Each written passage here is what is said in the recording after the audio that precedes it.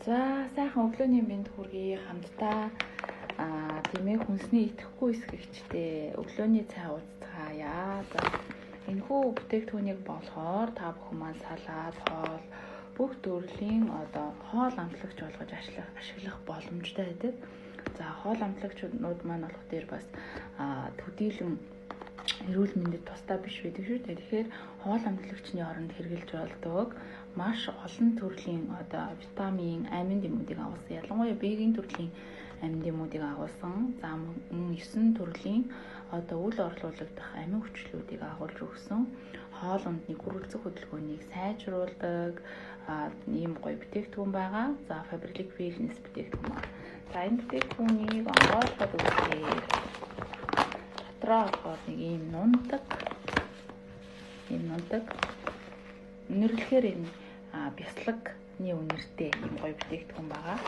За энэ бүтээгдэхүүнийг би өнөөдөр хүүдээ өндөг шаарсан байгаа. Өглөөний цайнд өндөг иддэг. Тэгэхээр өндгөн дээр цацаад хэдүүлээ хэрэглэхээ. За ингэж цацчихна. За ингэж цацнаа. Тэгээд энэ өндөгтэй эсгийгээ хүүгээ идэхээр ямар реакшн үзүүлэх нь гэдгийг мэдээлэл харцгаая. За бэлгтээ. Миний хүн ааш та. Ээжтэй нэг энэ юм амтлаад юу яагаад өгөөж? Ямар хүн амттай байна гэд ээжтэй хэлээд өгдөө. Ямар хүн амттай?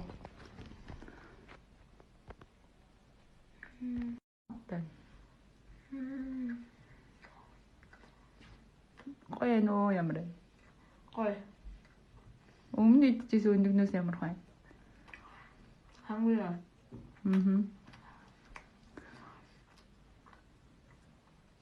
За. Миний хүү цайгаа уузаа. За манай хүүд бол ямар ч байсан таалагдлаа. Тэгэхээр бага насны хүүхдүүд хүнсний эсгэг гээд овёс ч юм уу янз бүрийн мэдхээр иддэггүй шүү дээ. Тэгэхээр хүнсний идэхгүй эсгэгч буюу гоё бяслагны амттай давсархаг гэсэн мөртөө давс биш. Тэгээд давс маань болох дээр идэхээр нөгөө далд ихсэх хавнах шинж тэмдгийг өгөөд идэх штэ. Тэгэхээр давсны оронд бас хэрэгж болдог. Ялангуяа цовын бовинд бол цацж гарна. Юм nice янз амттай юм лээ. Манад ирээд нэг хүн бас хоол хийгээд чанад амтлагч байгаа юу гэхээр би эсгэгчийг өгөөд тэгэхээр амтлуулсан ч үнэхээр гоё амттай юм байна.